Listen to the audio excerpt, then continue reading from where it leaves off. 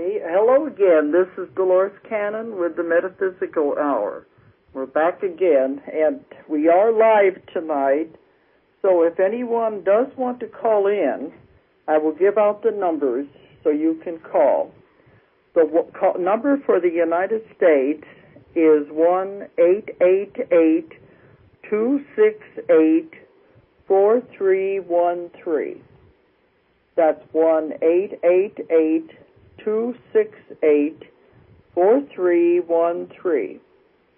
And if we have anyone listening overseas, the international number that people can call in is 1-281-419-7697. 1-281-419-7687. Okay. Now, in the past weeks, I've been talking a lot about my work and the things that I do, and last week I talked about the trips. So I think it's time now for me to begin focusing on the information in my books. And one thing I don't like about doing it this way, I'm so used to giving lectures where there's audiences out there, and I can look at faces, and I can look out over the audience, and then you know if you're reaching them or not. You know the way they are receiving you by the impressions on their face. And I really miss that, because here I am sitting in my office looking at the wall, so I have to imagine there's people out there who are actually listening. Okay, but I've written 13 books. You can see there's going to be a lot of material I can cover, and it all deals with the metaphysical, the strange, and the paranormal, and the unusual. And those of you who have listened to the other shows that I've done know that my books are based on my work with hypnosis. All of the information that I've received that I write about came through the information I got with my sessions with clients. And it's accumulated now for 30 years of doing this and thousands of people. So I don't channel. The information I get is like a reporter, and I put it all together. Tonight I wanted to talk about my book, Between Death and Life. And I know I'm just going to be able to touch on part of it because there's so much information in that book. But I'm used to speaking on that for as long as 3 hours. So I was trying to figure what I can put in 1 hour that would be condensing it to hit the most important parts of all. When I've spoken on this, sometimes at Unity churches, and they make the announcement that I'm going to speak on Between Death and Life, people say, isn't that a mistake? Isn't it supposed to be the other way around, between life and death? But no, it isn't, because that's a whole other life that you do live when you leave the earth plane and go to the spirit side. And that's why I decided to call it that. Between death and life is a whole other existence that you go to. Now, when you're doing past life regressions, as I do, in order to do it correctly, if the hypnotist is doing it in the right way, they will take the person all the way through the past life, hitting on all the most important days, the most important events in that life as it relates to their life now. But if it is done correctly, they will take the person through the death experience, because many of the problems the people have in the present lifetime come from the way they died in the other lifetime. And I know there's some hypnotists that I've heard will say, oh, no, we can't do that. What if something were to happen to the person if they relived their death in another life? Maybe they might experience it and have actual physical repercussions in this life, especially at the deep level that I work with, where they really do relive everything. And they said that's dangerous. So they're taught not to do it. Don't go near the death experience. But to me, that is where a wealth of information comes from. Because as I said, if they have problems in this lifetime, especially phobias, they can be traced back to the way the person died in the other lifetime. And I have found no danger at all. But then I've been doing it consistently for 30 years. I still say this kind of work, past life regression, is not for anyone to play around with, because you have to know what you're doing. And I don't know if it could be dangerous in the wrong hands, but anything, if someone is doing it that don't know what we're dealing with, it could be harmful to the person. So it's better to have training and to know exactly what you're doing. But I have taken people through just about every kind of death that you could possibly imagine. Most of the deaths that we've gone through have just been simple, ordinary deaths like they are here, where they've died in a hospital or they've died of a lingering illness. But I've taken them through where they've been hung, they've been burned at the stake, run over by carriages, many, many deaths in wars and plane crashes, just about every kind of death you could imagine. And in my book, The Soul Remembers Hiroshima, I had a young girl go through dying with the atomic bomb at Hiroshima as she relived the life of a Japanese man. So I feel that I've had enough experience with it to know there will not be any physical repercussions on the person that we're working with as they go through the death experience. But here again, if it has to be handled, all of this, even the therapy has to be handled by a professional who knows what they're doing. I always tell people, they want to know, well, how will they know the therapist is correct if they're the right one for them to see? I tell them to rely on your gut instinct. Rely on your feelings. If you feel you can trust that person, then work with them. If there's something about them that you don't feel comfortable with, then don't work with that person. But it's the same in any kind of therapy. If you're not comfortable with any therapist, you're not going to get the kind of care that you need, and you're not going to get the results. Because I have found the subconscious is protecting the person at all times. If it feels that the person is not, the best interest of the client, the subconscious will not allow anything to be released, or will only be bits and pieces, and it won't be the most important parts. So the subconscious is protecting you, and it's not allowing anything to come out that is not in your best interest, or not that maybe you can't handle. It won't come out. So, but trust your instincts, and if you don't feel comfortable with a therapist, then find someone else that you do feel comfortable with. But anyway, I have not found any problems with going through the death experience. Now, the information that I put in that book, Between Death and Life, came from working with hundreds and hundreds of people. I wrote it as though one person was speaking in some parts of it, but actually it was the accumulation and gathering of information from hundreds of people. The way I look at it, it's almost like a scientific experiment. If all of these people report the same things happening when the person dies and where they go on the other side, then I think that is scientific evidence, because it is repeatable and it is definitely verifiable information. If none of these people know each other, they don't know what I'm looking for, they don't know what I'm doing, and they all come up with the same kind of story, I think there is validity there. Because every one of the people I've worked with, I soon found they were all reporting the death sensation, what it felt like, the same way, and they were reporting going to the same places on the other side. And they also reported the different ways, things that happened to you as you more or less, I guess you would say, report in to the masters and the elders, and they go over everything. And then when you go through the parts about coming back, everyone reported the same things. So that, to me, gives it a greater validity. All right. I have a daughter who is a nurse, and she worked for many years in intensive care.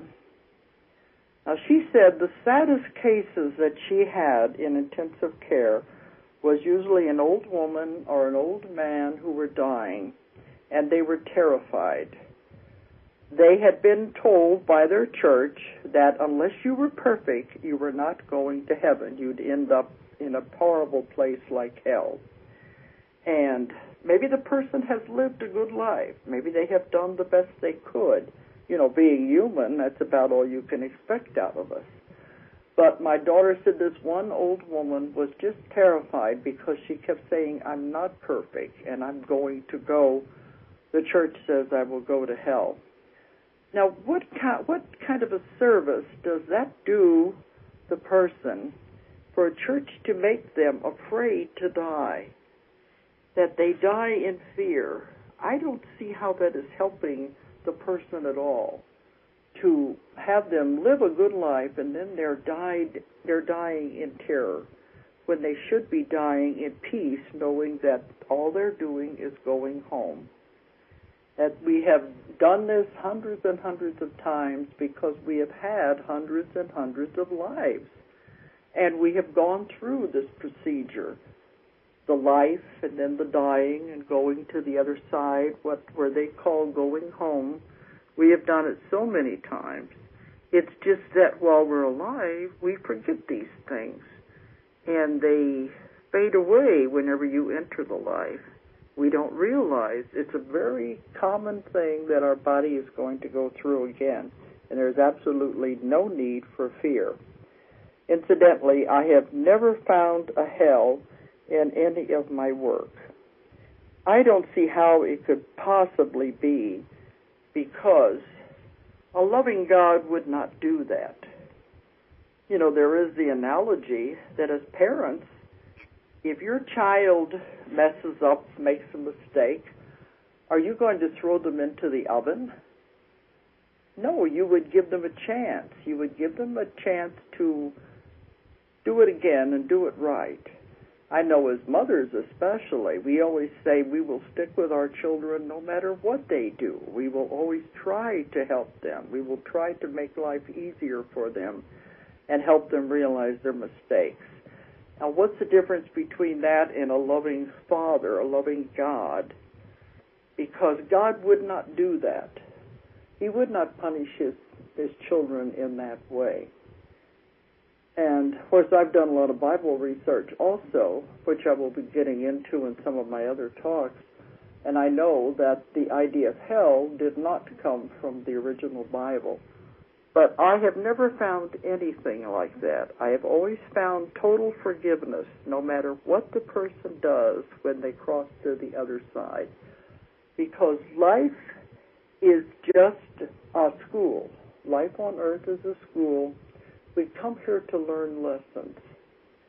Each lesson is different. Maybe some of the lessons are harder than others. But you decide yourself when you're going to come in what kind of a challenge you're going to put before you.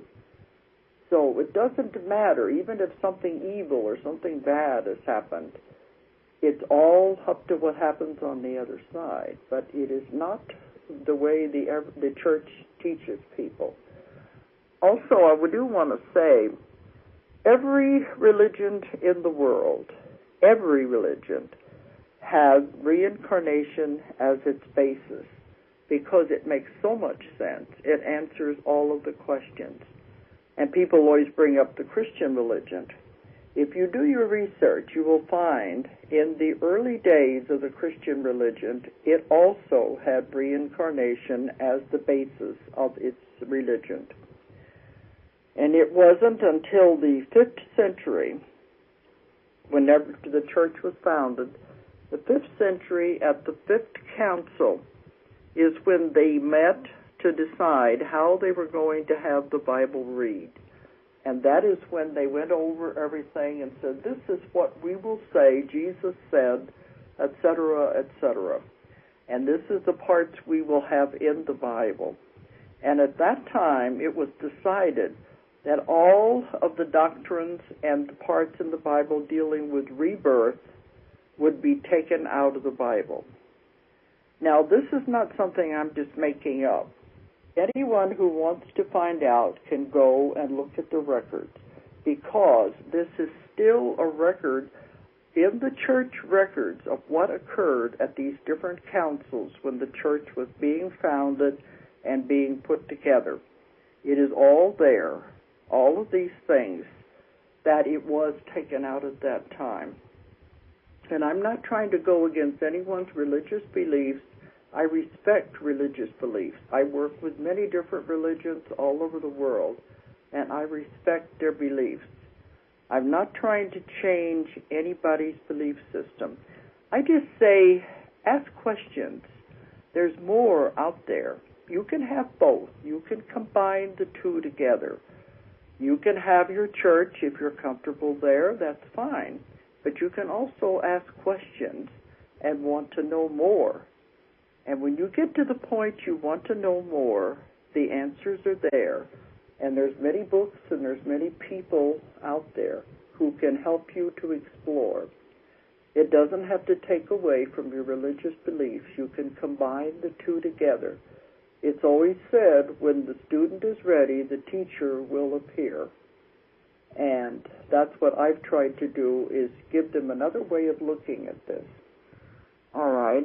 I don't know how much I'm going to be able to get into this time, but let's start with what happens when the person dies. And this, again, is the accumulation of all the years of research, everyone saying the same thing.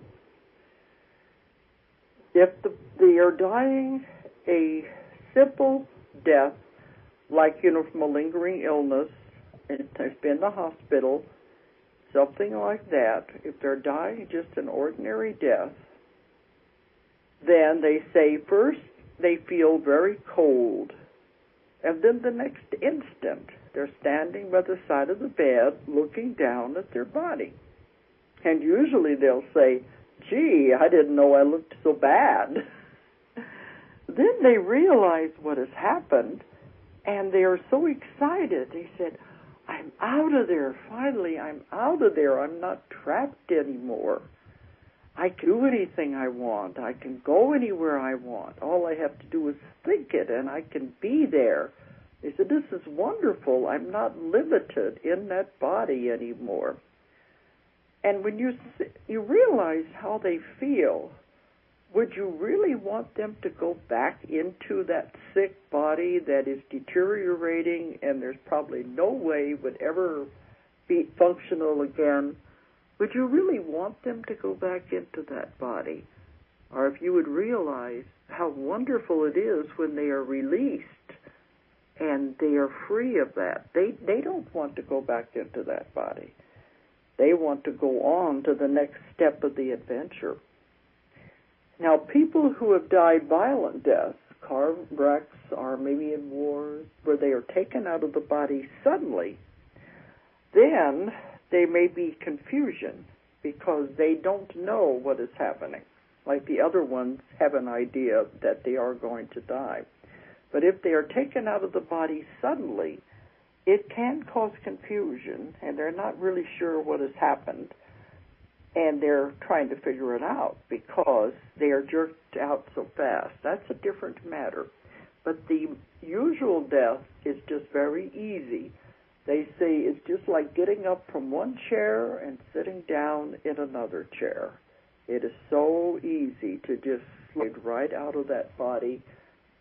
And you are not a body. You have a body. This body is like a suit of clothes. And like any suit of clothes, eventually it's going to wear out.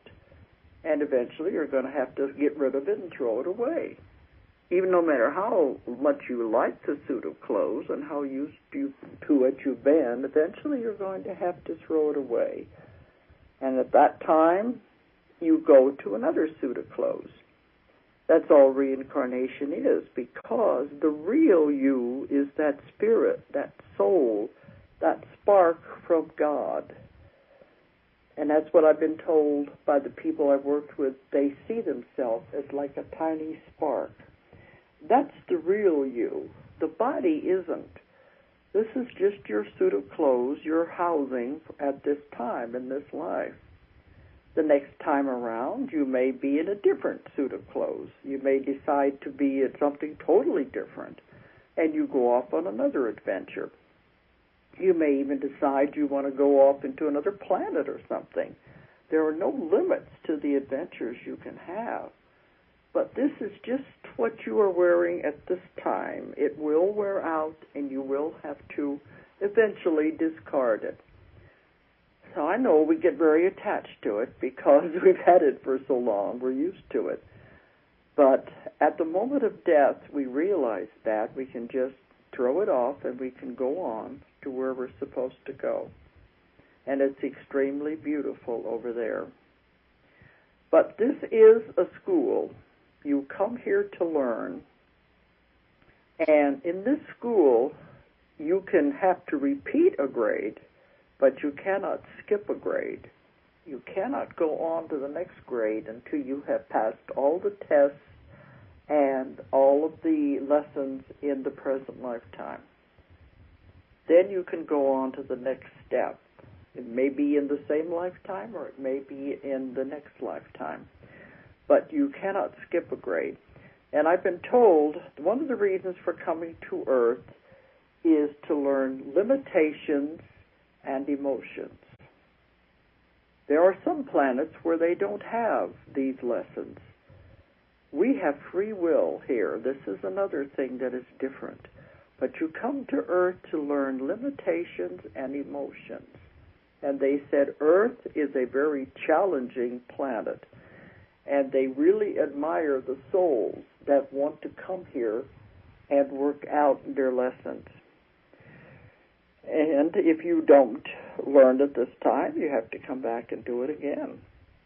A lot of people keep drawing the same situations to their life again and again and again because they have not understood the lesson. They have not worked out the lesson. Once they understand this, that you do control your life, you create the things that happen in your life, then you can move on to the next lesson, which may or may not be better, you don't know. But it is the next step in passing the test. You can't go from kindergarten to college. You have to work it all out step by step. And you cannot return to God until you are perfect. And you cannot do that in one lifetime. It's absolutely impossible. There is too much to learn. You accumulate karma for many, many lifetimes. It has to be worked out. It's been said, God will forgive, but the law of karma will not. If you realize that, you would try to be better with people and try not to incur any karma, because you know you're not going to get out of it. It does come back. You must repay it.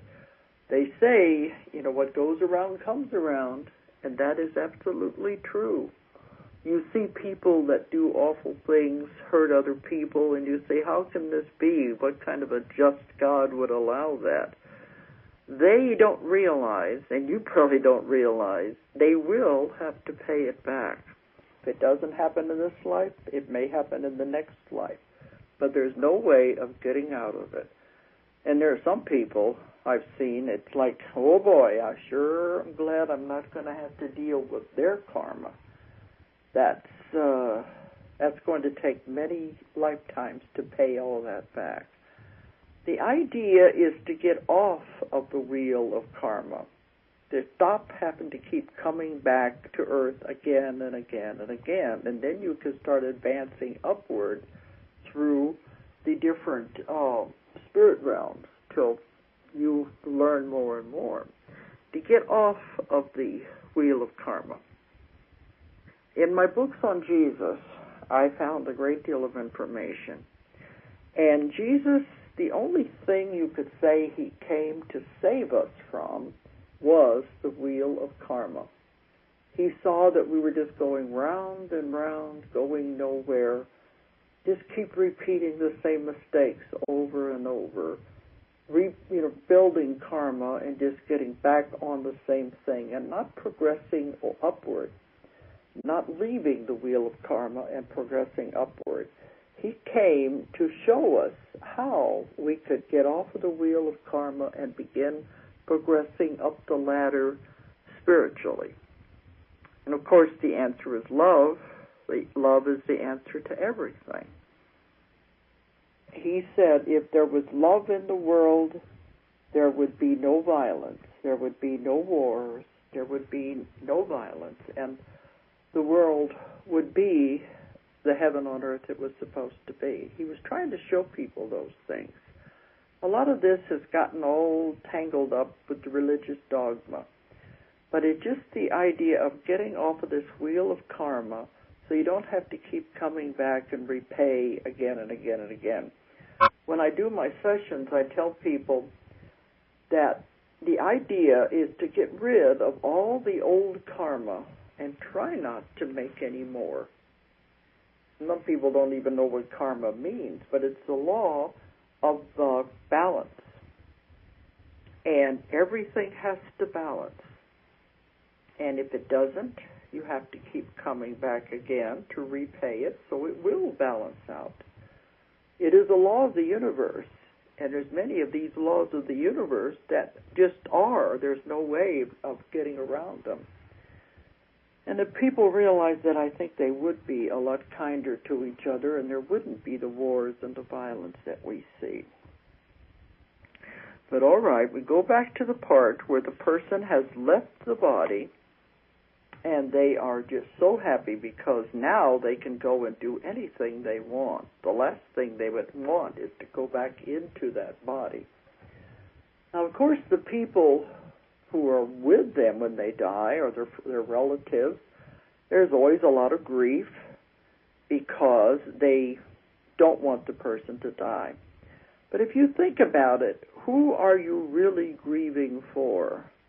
The person is going on to a beautiful, wonderful place, and they're happy. They want to go on. It's not that they don't love you. It's just that this is the next step, and they know you will understand. When you are grieving, you're trying to hold that person here. It's really for yourself. It's selfish when you think about it. It's because you will miss them. You depend on them. Of course, you love them, but coming back into that body would not be the answer. They have a whole other adventure to go on to. And I've had people email me and very upset, like one man said his wife had died and he loved her so much and he couldn't live without her, and he wanted to know, would she be waiting for him, or would she even know that he missed her? If you want to see them on the other side, of course they'll wait for you. And over there, they said it's like the blink of an eye, and you'll be there. So you have to go on with your life here, realizing you will be reunited with your loved ones. And then from there on, it's a whole other scenario of what you have to do. Anyway, when the person leaves the body, you are never alone. It is very important. People are so afraid that they're going to be alone when they die. You are never alone. Even in life, you are never alone. And that's what a lot of people from the mail I get think they are. They think they're just thrown out here and they have no one with them. When you come into a life, you have a guide or a guardian angel assigned to you, whichever one you want to call it. Every religion and every culture in the world has the belief in guardian angels, guides, however you want to call them. When you come into a life, you have one assigned to you who is to take care of you and help you all through your life. Now, they can't interfere. They're there to help, but you have to ask them for help.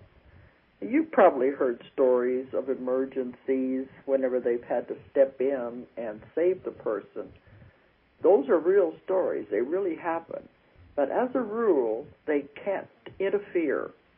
But if there's something in your life that you want and you want help with, all you have to do is ask your guardian angel to help you with it. They are so happy when you do that, because they say they cannot interfere, and they say, if you don't ask us for help, we have no one to assist.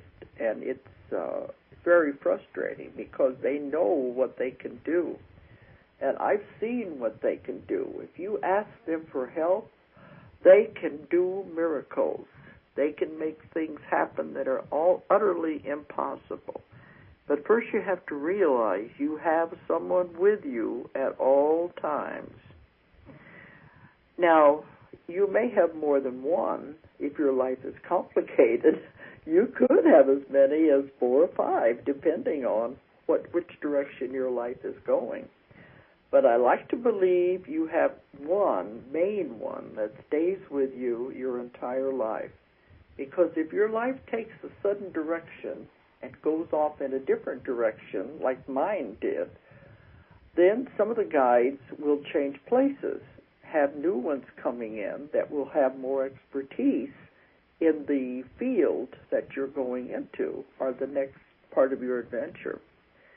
But there will always be that one who is with you all of your life to help you. So if you have someone with you from the day you were born, how could you possibly be alone when you die? These are what I call the greeters, because when you die, there will always be someone there to go with you and show you where to go. And they may be friends, relatives, but if they're not, at least your guide will be there, because there will always be someone to take you where you're supposed to go. And I know many of you have probably sat in hospital rooms when someone was dying, and they see invisible people around them in the bed, around the bed, and they talk to them, or they'll say, "Oh, there is Aunt so-and-so, she's here." And these are real. It's real to that person. These are the people that have come to meet them when they cross over, so they can take them to where they're supposed to go. They're the greeters. They're the guides to take them to make sure they go to the right place on the other side. And this is very important, I think, that people realize that. I've talked to nurses and doctors who have been in hospital rooms too, and they talk about the patients seeing things that they can't see, seeing people that they can't see. Of course, a lot of times they think it's because of the drugs or because of the oxygen deprivation that they are dying, and so they're hallucinating. But I've heard it happen so many times that I know they're all seeing the same thing. It is not a hallucination. They really are being met by someone who will take them on the rest of the journey. And I think people are afraid to die because they're afraid they're going to be alone. They should realize this. There will always be someone there to help them. Now, I have many people who have reported near-death experiences where they talk about leaving the body and going down tunnels and seeing glimpses of the other side, and it is extremely beautiful over there. And a lot of times they will have someone meet them, and they'll say, "Well, you know, it's not really your time. Do you want to go on, or you can go back? You can do either one. It's up to you." And in the cases of the near-death experiences, they will choose to go back, or sometimes they're pulled back. There's many different ways this can happen. But the people who have reported these to me talk about heading down the tunnel and seeing a huge bright light ahead of them. Well, the ones who have not completed the journey. Naturally, they haven't if they've come back. They started out on the journey, but they couldn't go all the way without really dying, so they will come back. The ones who have reported going just on the beginning of it are pulled back into the body. They never go through or all the way up to that bright light. I found out what that bright light is. You may call it God, you may call it the Creator, you may call it the Source, whatever it is you want to call it. It is a huge energy source. And until the person actually dies, they can still return to the body. Once they go through that huge bright light, this huge energy source, then they cannot return to the body. This is because you are connected at all times with the silver cord. I'm assuming most of the people listening know these metaphysical terms. But it is a real cord. It's been described almost like a bungee cord, but it keeps your soul attached to the body as long as you are alive. And when you go out of the body at night, everyone goes out of their body at night when they go to sleep. The body, the part gets tired. The soul doesn't have any need to sleep. If you get bored sitting around waiting for you to wake up so it can continue with what it's supposed to do. So the body is what needs sleep. And at that time, the soul, the real you, is off having all kinds of adventures, going back to the spirit side, conversing with its guides, its masters, and the elders, or maybe going off to other planets, other dimensions, all kinds of things. But when you get ready to wake up in the morning, the soul is more or less reeled in, I guess would be a good analogy, by reeling in that silver cord. And you must return to your body at that time, and you wake up in the morning. But when you go through the death experience, and you go through that huge bright light, at that moment, the silver cord is dissolved. That is when the death occurs. The silver cord is dissolved, and you're on the other side, and you cannot return to the body. The physical body begins to deteriorate immediately because the spark of life is now out of it, and you cannot return to the body after that. And it must remain on the other side.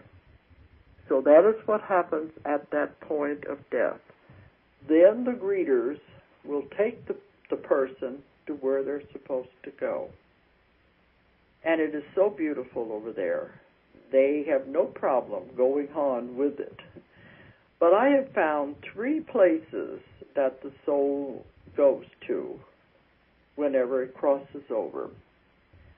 They're called the lower astral, the middle astral, and the higher astral. The lower astral, I don't think there's much danger of anyone listening, I hope not, to going there. But these are the souls that have not progressed very far at all. They have done negative things in this lifetime, and when they die, they don't even really know they have died because they are so associated with that physical body. They're so associated with the physical life and all the pleasures of the physical life that they don't even realize they have died. These may be also called earthbound spirits. That means that they just hang around Earth because they don't know they can go anywhere else. And the greeter is there to help them, but they often don't see them or don't pay any attention to them, don't even know what they're there for. Most of them are trying to get back into their body, which of course is impossible. Sometimes the greeter will even show them the body in the mortuary trying to convince them they have died. They don't have a body anymore. But they don't understand. They are still so connected with the physical. And a lot of these, if they were drug addicts or alcoholics, it becomes even more confusing to them. They don't understand what has happened, and they can't understand why people can't hear them and talk to them. And they will go hang around places like where they did before, like where people are using drugs or using alcohol, and they're trying to get the same pleasures and sensations that they got before. They're trying to do it by osmosis because naturally they don't have a body. After a while, this can get very frustrating because they realize something's different. And then finally they'll say, well, this is boring. I can't get the same sensations I had before. At that point, then they can become aware of the greeter, the one who has come to help them, and they can get through to them and tell them, okay, now are you ready to go where you're supposed to go? And they will take them onto the other side where they're supposed to be. So it's hard to say how long this condition could last until they would finally get tired of it and say, all right, there's something not right here. This is the lower astral. The majority of the people are not going to go to that part. Many of them go to what is called the middle astral. I've associated the middle astral with what most people think heaven is like. It is extremely beautiful. They've all described it the same way. There's rolling hills, and there's a lake, and on the hills are all kinds of houses, and any kind of a house you could possibly imagine. They are beautiful flowers. There's music in the air. And they said if you could imagine the most perfect flower, the most perfect rose, something with colors that are so vivid and so bright, they're not like any colors we have on earth. I've had people who've had near-death experiences report that's one of the things they remembered when they came back was the vividness of the colors. And even when they come back into the body after a near-death experience, for several days, they still can see everything with this exaggerated colors and almost see the molecules and everything because it has remained with them. But the colors are extremely beautiful, and I said one time, is that a reflection of Earth? They said, oh no, Earth is a very poor reflection of what it's like over there. If you could imagine the most beautiful rose in the most vivid colors, but that it would never die. It would always remain a beautiful rose. That is what the flowers are like over there. But then, also on these hills are these different houses. And the person that goes to the middle astral is given a choice. What kind of a house do you want to live in? Do you want to live in one just like the one you left? Or do you want to live in something different? Or do you want to live in a castle? Anything you want is possible. And do you want to live there with your friends and relatives that are passed on? All of that is possible too. But there's one problem. They think they're going to be there for eternity because this is one thing the church has told them. This is heaven. They're continuing their lives as they thought it should be, as they remembered it should be, with their friends and relatives, and it's their idea of heaven. But they've forgotten about karma. And one day, someone will come knocking on their door and say, well, are you ready? It's time to go up before the boards. They have the boards with the elders and the masters and your guides and guardian angels. We have to go over your life and go before the board. And they'll say, no, this is fine. I like it just like it is. I just want to stay here and enjoy this. But they don't realize they can't, because it's just like a little reprieve, but it's not the way it is. The law of karma is too demanding.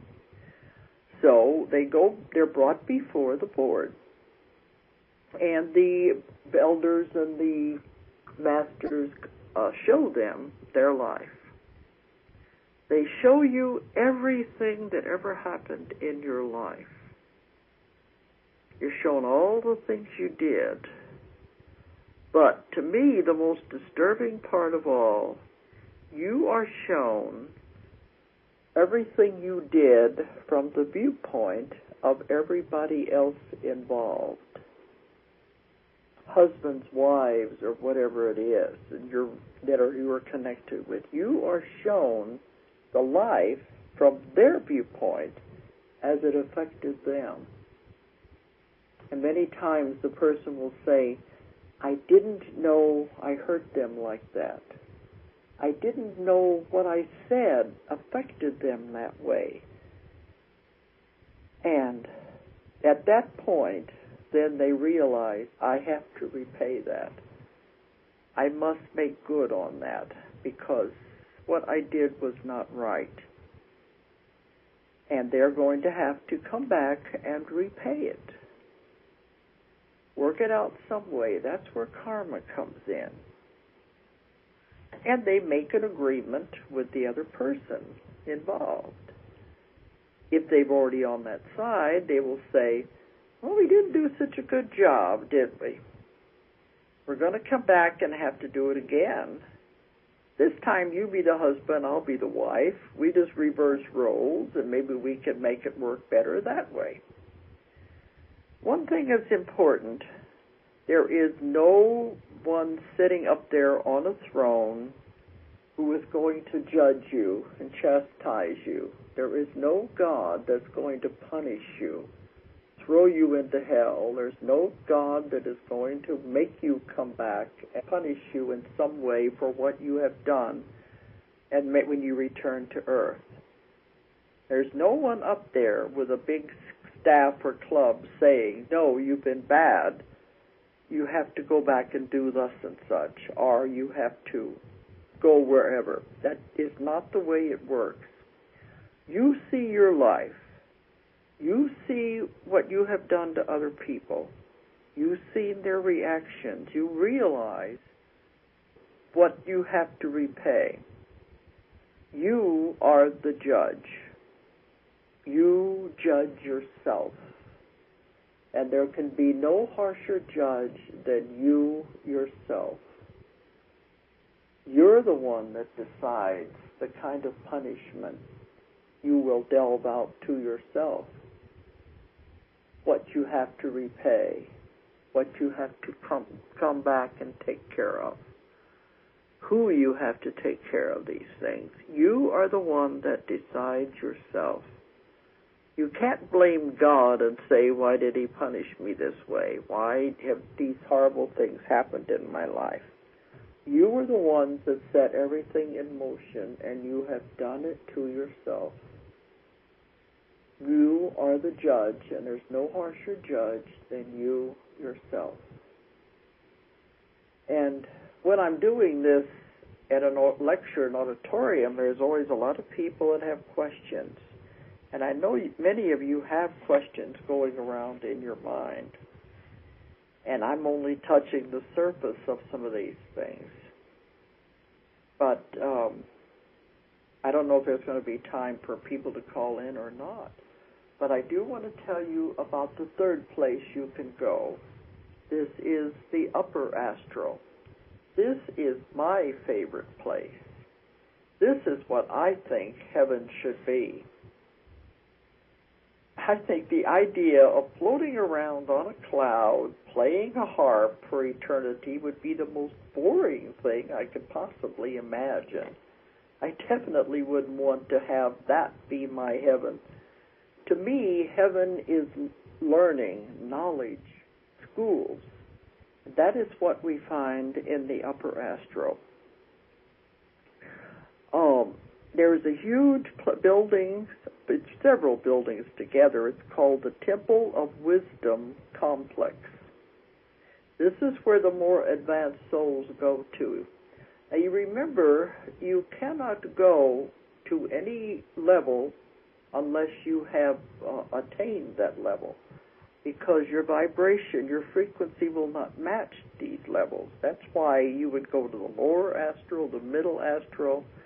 You cannot climb, you cannot go to the upper levels in the spirit world until you have reached that point. By what you do on earth, by the repaying of the karma, your vibrations and frequencies have to match. You just can't, otherwise you cannot exist there. But the ones that go to the upper astral are the ones who have been learning and wanting knowledge and wanting to progress on. In the Temple of Wisdom complex, there's many parts to it. One part that I found was the Temple of Healing. And this people have written to me about saying, how can I go there? Well, in the book it says all you have to do is visualize it and picture it in your mind, and you can go there at night when you're sleeping. But this is where people, if they have died a violent death or if they have died from a long suffering illness, they are taken to the Temple of Healing first before they go on to where they're supposed to go, the final resting place, or the final place for the temporary time, I guess you would say. It's not final anyway. But they are taken there, and there's long lines leading into this building. It's extremely beautiful. It's a circular building, has a huge dome on the top. The dome is all kinds of precious jewels, and the light coming down through these jewels casts beautiful colors on the floor in a big beam of light that comes straight down. I had one person that saw it from the outside, and they saw the beams of light shooting up out of the building. So the person is led into the center of this room, and they are bathed in this beautiful light, and it takes away all of the residue that has been on the body, on the soul, I guess you would say. It cleanses away all of the residue remaining from the way they died, and it's like a cleansing. After that happens, then they're allowed to go on. But I was told that it would be a good service if I would tell people they could go to this place while they're still alive. They could go to the Temple of Healing and get healing there also. But also on this part, on the upper astral, are the schools.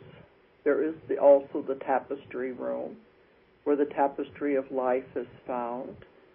And in this tapestry, it is a huge, enormous tapestry that covers an entire wall. I'm trying to speed this up. I don't know if I'll have time to talk about it all or not. But everyone has a thread in that tapestry of life. And it shows how, although we are one, we can influence everyone, because our threads are all interwoven with all the threads of every other soul. And in that, it shows how we influence everyone. Everything we do influences someone else. We are one, but yet we are all together. If you realize that, I think you would be much more careful of the things you did and the things you said, realizing we are all together in this journey and this school and these classes and learning. There's not going to be time to go into the rest of the journey. I will try to remember where we stopped so I can continue it next time. But if anyone wants to contact me or contact the office, our 800 number is 1-800-935-0045. 1-800-935-0045. And our website is www.housekeeping, ozarkmountain.com, but the Ozark Mountain is abbreviated OZARKMT.com. Or if you're in Europe, it's OZARKMT.com. If anyone wants to know about private sessions with me, or if you want to know about the lectures I give, or if you want to know about my classes with hypnosis, you can contact us through that website or the 800 number. Right.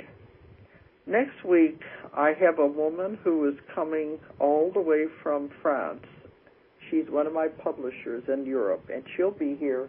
I will be interviewing her and letting her talk about her company and the metaphysical books that she prints. Then, hopefully then, the next week, we'll try to continue some of these things. There's just so much information. You can't get it into just 1 hour. Anyway, I've hoped you enjoyed it. I've hoped you learned something. And these will continue, I guess, Don says forever. I don't know, but we will continue on next week. Have a good night. If you enjoyed the show, check out more of our other videos and be sure to subscribe and click the like button. Thank you for listening to the Metaphysical Hour with Dolores Cannon.